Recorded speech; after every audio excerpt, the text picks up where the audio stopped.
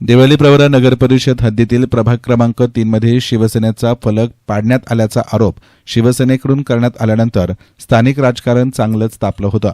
शिवसेनेने जाणून बुजून फलक पाडल्याचा आरोप केला होता।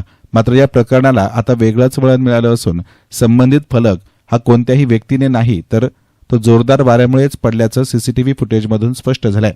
या संदर्भात माहिती देताना भाजपचे सतीश वाळुंज यांनी सीसीटीव्ही फुटेज सार्वजनिक करत शिवसेनेचे आरोप फोल ठरवले। फुटेजमध्ये कोणताही संशयास्पद प्रकार दिसून येत नसून वाऱ्याच्या झोतामुळे फलक कोसळल्याचं स्पष्टपणे दिसत असल्याचा दावा त्यांनी केला। त्यामुळे विरोधकांवर विनाकारण आरोप करून राजकीय वातावरण बिघडवण्याचा प्रयत्न केला जात असल्याची टीका देखील वाळुंज यांनी केली आहे।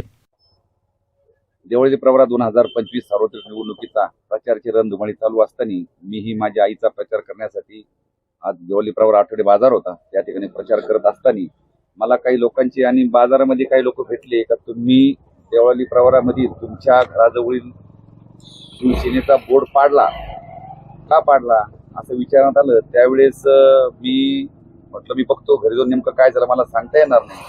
मी ज्यावेळेस घरी आलो माझ्या घरी कॅमेरे आहेत, त्या कॅमेऱ्यामध्ये स्पष्टपणे दिसलं जातं। ते घरी येऊन कॅमेरे बघितले असता दुपारचे 12:15 तो बोर्ड जो होता तो वाऱ्याच्या झोळकानी खाली पडलेला होता। तर कृपया करून देवळाली गावातील सर्व राजकीय पक्षांना विनंती आहे की आपण आपला राजकीय प्रचार आपण लोकांसमोर लोकांच्या समस्या, लोकांच्या अडचणी, लोकांची कामं घेऊन गेलं पाहिजे। किमान कुठल्याही गोष्टीचं बालिशपणाचं राजकारण करून लोकांसमोर जाऊ नका। आपले मुद्दे, चांगले कामं या ठिकाणी तुम्ही घेऊन जा। लोक तुम्हाला डोक्यावर घेतील, पण असे खोटे नाटोळे आरोप करून तुम्ही निवडणुकीला सामोरे जाऊ शकत नाही। लोक तुम्हाला स्वीकारणार नाही अशी मला 100% खात्री आहे।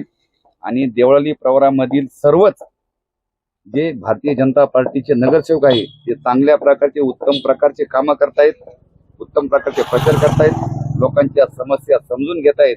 त्याचा विचार करून देवळी गावातील सर्व ग्रामस्थ भारतीय जनता पार्टीतील सर्व लोकांना प्रचंड मताने विजय करून देईल आणि आमच्या भारतीय जनता पार्टीचा 22-0 जो नारा आहे तो 100% पूर्ण होईल याची मला खात्री नसून 100% विश्वास आहे। आणि त्याचबरोबर आमचे मित्र सौरभ मुसमाडे, काटा छोटा आहे फिर भी चुपता है, कामही चांगलं चालू आहे। मला कृपया आपल्या सर्वांना विनंती आहे की आपण त्याला ट्रोल करण्यापेक्षा आपण लोकांसमोर आपल्या समस्या घेऊन जा, समस्याचं निराकरण करा। विनाकारण व्यक्तिदोष हा करू नका। सर्वांना विनंती आहे की येणाऱ्या 20 तारखेला जनता कुणाच्या बाजूने कौल देणार हे जनतेने ठरवलेलं आहे। यावेळी सौरभ मुसमाडे, गणेश मुसमाडे, विकी मुसमाडे उपस्थित होते। देवळी प्रवरा नगर परिषदेच्या आगामी निवडणुकीच्या पार्श्वभूमीवर राजकीय वातावरण आधीच तापलेलं असताना अशा प्रकारच्या आरोप प्रत्यारोपांमुळे वातावरण अधिकच चिघळत असल्याचं चित्र आहे।